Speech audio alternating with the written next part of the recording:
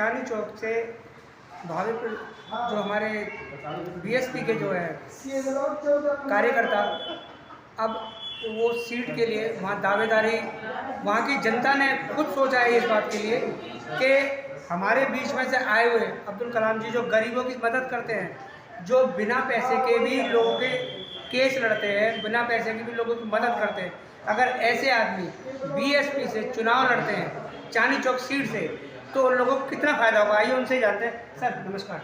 नमस्कार सर, आप वहाँ की जनता, चांदनी चौक की जनता ये चाहते हैं कि आप वहाँ से चुनाव लड़ें। देखिए, ये जनता का आदेश है।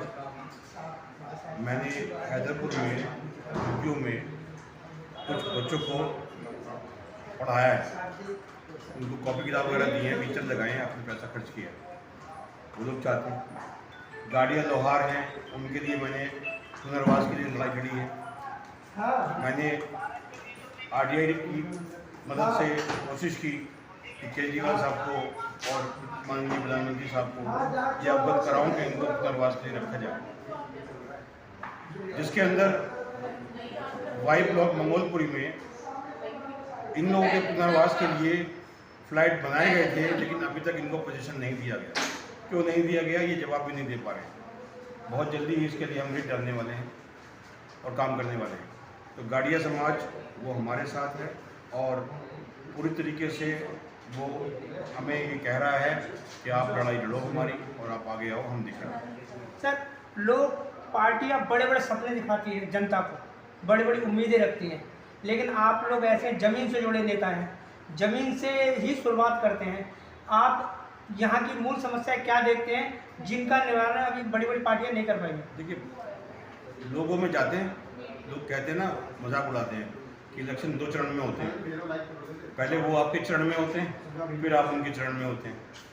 लेकिन पार्टी में रहते हुए हमने जो ज़मीन पे काम किया है, दिव्यांगों को और जो अंधे लोग हैं, गरीब लोग हैं, उनको राशन दिया, अपनी जेब से पैसा खर्च किया है, राशन दिया है। वो लोग कहते हैं 14 साल से कह रहे हैं 14 साल से आप राशन दे रहे हो, नहीं जेब से दे रहे हो। अब आप पार्टी में आओ और पार्टी से इलेक्शन चुनाव लड़ो।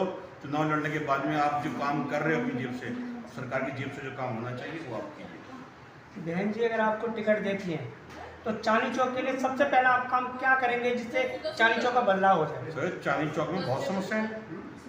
चांदनी चौक में आप आनंद पर्वत पहुँच जाइए, आप ये समझिएगा कि 500 मीटर पे पानी है पाइप के अंदर, उसके बाद ट्यूबवेल लगा हुआ है, ट्यूबवेल के बाद में आगे घर में पाइप जा रहे हैं, लेकिन इनको कनेक्टिविटी नहीं दी जा रही। क्यों? क्योंकि टैंकरों का मामला है। क्योंकि टैंकरों से जो माफिया हैं वो लोग अगर ये सब चीज़ होने दें तो बड़ी बात। लोगों के घर में डायरेक्ट पानी जा सकता है लेकिन नहीं जाता है। वहाँ पर रोड की व्यवस्था नहीं है, बच्चों के स्कूल की व्यवस्था नहीं है। सरकारी स्कूल कहते हैं कि साहब बहुत ज़बरदस्त हो गया। सरकारी स्कूल की स्थिति क्या है?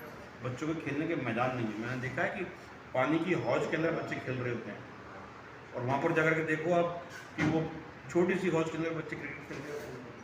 अब एक समझने वाली बात है कि बच्चों को जब खेलने का कूदने की जगह नहीं मिलेगी, जब उनको एजुकेशन नहीं मिलेगी, तो क्या हमारे देश का भविष्य बन पाएगा? सड़कें उनको साफ़ नहीं मिलेंगी, नालियाँ उनको साफ़ नहीं मिलेंगी, उनके घर साफ़ नहीं होंगे, उनके घर पक्के नहीं होंगे, तो क्या हमारा भविष्य बन पाएगा? क्या ऐसा हो पाएगा? तो मेरा ये सपना है कि ये सारे कार्य हम लोग करेंगे और ये ज़मीनी स्तर से हमने देख कर के आए हैं, करके आए हैं। ये सिर्फ मैंने आपको बताया है कि ये आनंद पर्वत की बता रहा हूँ बात आपको मैं। इसके अलावा तमाम दिक्कतें हैं, कंजस्टेड है पूरा एरिया, कोई भी ऐसी व्यवस्था नहीं है कि आप जो है किसी जगह पर आप कोई कार्य कर सको।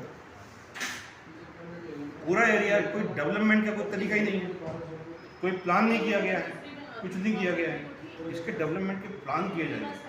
अब वकील लोग भी से आते हैं सर और आप वकालत करते हैं, अब वकील इस क्षेत्र में इतने आते हैं, अब उनके लिए क्या कुछ नया कुछ लेकर आएंगे सर संसद के अंदर? कुछ एक ही बात कहता हूँ, बाबा साहब से पूछा गया था कि आप कैसे अपने देश को चाहते हो, कैसा देश चाहते हो अपने लिए?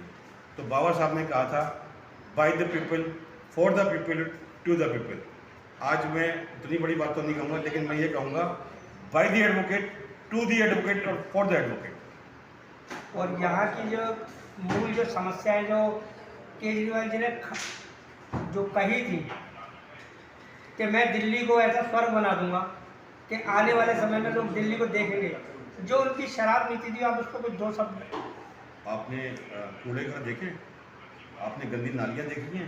वो नाले हैं जिसमें बच्चे गिर जाते हैं, वो देखे हैं?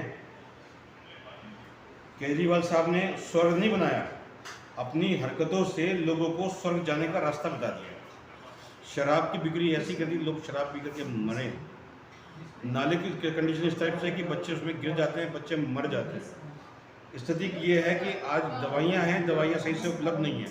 वो अपनी हर बात के लिए कहते हैं, हर बात के लिए ये कहते हैं कि भाई मोदी सरकार नहीं दे रही है, आप क्यों नहीं ऐसा करते? मोदी सरकार नहीं दे रही है तो आपके पास पूरे अधिकार हैं, आप दवाइयाँ दीजिए, आप पानी दीजिए। कितने लोगों के तो आज इतने ज़बरदस्त बिल आ चुके हैं, पानी के इतने ज़बरदस्त बिल आ चुके हैं, लाइट के बिल आते हैं। मैं खुद बिजली के बिल से बहुत ज़्यादा परेशान हूँ। क्या स्थिति हो गई है सरकारी स्कूलों की कि वहाँ पर बच्चों के साथ एजुकेशन का व्यवहार किया नहीं जा रहा है। आज वहाँ भी सांप्रदायिक व्यवहार शुरू हो चुका है बच्चों के साथ इस तरीके से। अब देखिए कि क्या उन्होंने किया भाई, जो अधिकार हैं बिजली की माफ़ी के बिल, आप कम से कम 300 यूनिट तो फ्री कर दे आपने, ठीक है। आप कम से कम जो स्त्रियां हैं, बुजुर्गों को, जो बुजुर्ग हैं, सीनियर सिटीजन हैं, उनको फ्री करते हैं आप बस में। वो नहीं किया आपने, करना चाहिए था आप, क्योंकि एक स्त्री कमाने के लिए जा रही है, उसके लिए फ्री कर दिया, अच्छी बात है। लेकिन एक बुजुर्ग भी जाता है दवाई लेने के लिए, क्या उसको फ्री नहीं करना चाहिए?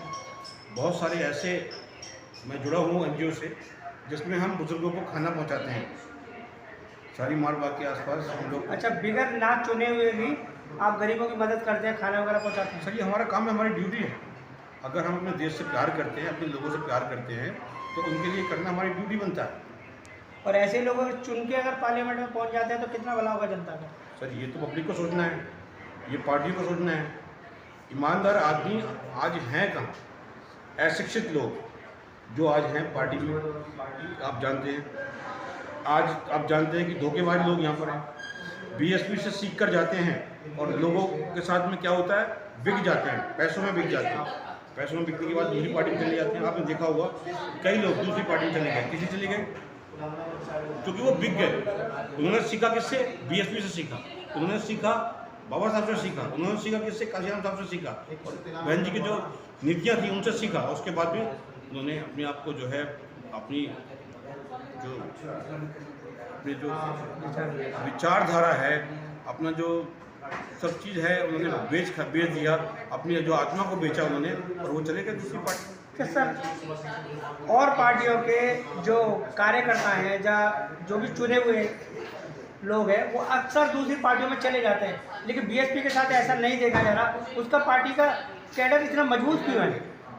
भाई जो हमारे विचारधारा है ना, वो गरीबों की विचारधारा है। हम लोग देखिए, गरीबों का दर्द समझने वाली पार्टी है, ये गरीबों की पार्टी है, ये किसानों की पार्टी है, ये मुसलमानों की पार्टी है, ये सिख की पार्टी है, ये हर एक दबे कुचले आदमी की पार्टी है। वो उस आखिरी आदमी की पार्टी है, यानी ये उस ब्राह्मण की भी पार्टी है जो दबा और कुचला गरीब है, जिसके साथ बुरा हो रहा है। मतलब हर दबे कुचले की पार्टी BSP है। सर, CAA पे अभी लोगों को डरा रहे हैं, लोगों को समझा रहे हैं कि भाई CAA आएगा तो आपकी नागरिकता चली जाएगी। ऐसा लगता है आपको इन लोगों की नागरिकता जा सकती है? पहले मेरे भाइयों से ये निवेदन है कि CAA को पढ़ें कि CAA कानून क्या है। ये बहुत ज़्यादा मामले को सांप्रदायिक लिया जा रहा है और तरीके से डराया जा रहा है। कांग्रेस इसका मिसयूज़ कर रही है, इसका आम आदमी पार्टी मिसयूज़ कर रही है, सपा इसका मिसयूज़ कर रही है। इसको आप ध्यान से देखें, डरने की कोई ज़रूरत नहीं है, हम साथ खड़े हैं।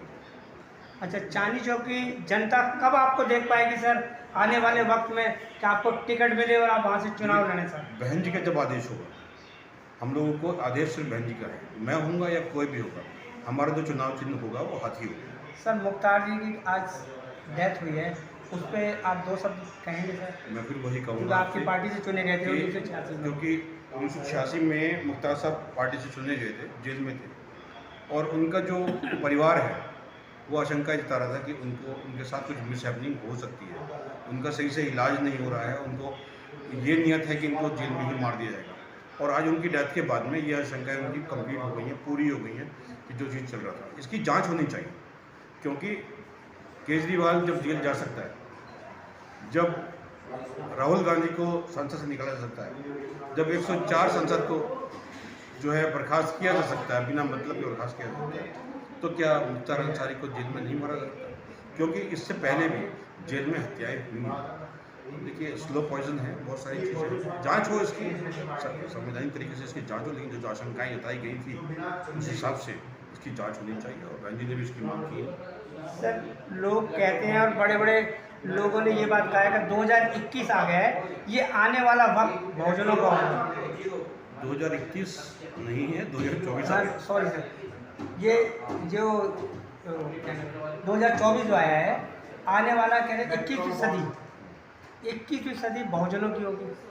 तो ये सदी हमेशा बहुजन की ही है, क्योंकि हमारे लोगों को बरगलाया जाता है, बहकाया जाता है, वोट हमारा, राष्ट्र हमारा नहीं चलेगा, ये बाबा साहब ने कहा। इसलिए क्योंकि हमारी संख्या भारी है, हम लोग बहुत ज़्यादा हैं, बहुजन बहुत ज़्यादा हैं, ये चंद लोग हैं, 15% भी नहीं है ये लोग। ये लोग हम पे राज करें क्योंकि हमें बहका रहे हैं। ये जो बताया है काशीराम साहब ने, एक पैन को उदाहरण देकर बताया है कि हमारी व्यवस्था ऐसी नहीं होनी चाहिए, हमारी व्यवस्था ऐसी होनी चाहिए, सबके लिए समान अधिकार हो, सबके लिए समान व्यवस्था हो, सबके लिए सब कुछ समान हो, ये व्यवस्था होनी चाहिए। सर 1100 साल के आसपास करीब मुगलों ने या मुसलमानों ने राज किया, कभी इसको इस्लामिक कंट्री नहीं बनाया, अब लोग कह रहे हैं हिंदू कंट्री बनाएंगे इसको, क्या ये मुमकिन है? देखिए, ये लोग कौन कर रहे हैं? मैं ये कह रहा हूँ कि बहुत सारे लोग बातें करते हैं, हिंदू मुस्लिम की बातें करते हैं, मुगलों की बातें करते हैं और ये बहकाने की बातें करते हैं। और इतिहास था, इतिहास है और इतिहास रहेगा। आज जो वर्तमान में है हमारी स्थिति, उसके वर्तमान के अकॉर्डिंग हमें चलना होगा, हमें प्रयास करने होंगे, लोग साइंस की ओर जाना होगा। आज मैं आपको बताना चाहूँगा, राज खोलना चाहूँगा मैं आपको कि हमारे एक एडवोकेट हैं, उनका जो बेटा है साइंटिस्ट है, जिसने 2 चीज़ों की खोज की। आप समझिएगा, सिर्फ दही के जो वो हैं क्या जो जीवाणु हैं, उनसे उसने खोज की, उससे आदमी कितनी लंबी उम्र तक, 100 साल तक कैसे जीवित रहे और कैसे स्वस्थ जीवित रहे, इसकी खोज की है। दूसरा जो वैक्सीन है, वैक्सीन के लिए उन्होंने एक ईजाद की है, कैप्सूल ईजाद किया है उन्होंने, और इस चीज़ को वो आज कहाँ कर रहे हैं? विदेश में कर रहे हैं, अमेरिका में कर रहे हैं, आज वो पोलैंड में हैं, ठीक है, वहाँ बैठे हुए हैं, कर रहे हैं। हमारे मोदी जी साइंटिस्ट को उतना वो नहीं देते हैं, और उनकी मदद किसने की है? आप मुजीबुर खान एक साइंटिस्ट हैं जिन्होंने उनकी मदद की है। इस चीज़ को समझना होगा कि बाबा साहब को भी मुसलमानों ने बिठाया संविधान के लिए, संसद में लेकर के आए, काशीराम साहब को कहा, और ज्योतिबा फुले, सावित्रीबाई फुले के साथ में हमारी जो है हामिदा शेख रही, उन्होंने पूरा सहयोग दिया। इस चीज़ को समझना होगा कि प्रत्येक व्यक्ति एक वैल्यू रखता है, साथ मिलकर चलेंगे तो हम देश का विकास करेंगे, और देश का विकास होगा तो सब कुछ ऊपर जाएगा, देश की व्यवस्था ऊपर जाएगी। लोग एक व्यक्ति को जोड़कर 130 करोड़ बनती है संख्या यहाँ की, अगर एक व्यक्ति को ऐसे निकालते चले जाएंगे तो क्या हमारा देश फिर दोबारा से 130 करोड़ लोगों का बन सकता है? बिल्कुल बन सकता है, बिल्कुल बन सकता है। हमारा जो देश है संगठित हो सकता है, लोग होने नहीं दे रहे हैं, क्योंकि अपनी राजनीतिक उस लाभ की वजह से उनमें फूट डलवाते हैं, इस वजह से नहीं होने दे रहे हैं। अभी समझिए 130 लोग, 140 लोग जो हमारे करोड़ की हमारी जनसंख्या है, ये अगर एक साथ काम करेगी तो बहुत बड़ी मेहनत है, इसको बहुत समझने की कोशिश करना। बहुत बड़ा मार्केट है हमारे देश का, बहुत बड़ी मैन पावर हमारे पास है, बहुत बड़े लोग, समझदार लोग और एजुकेटेड लोग हमारे पास हैं, एक से एक जुगाड़ करने वाले लोग हमारे पास हैं। बहुत बहुत शुक्रिया सर आपका। जय भीम।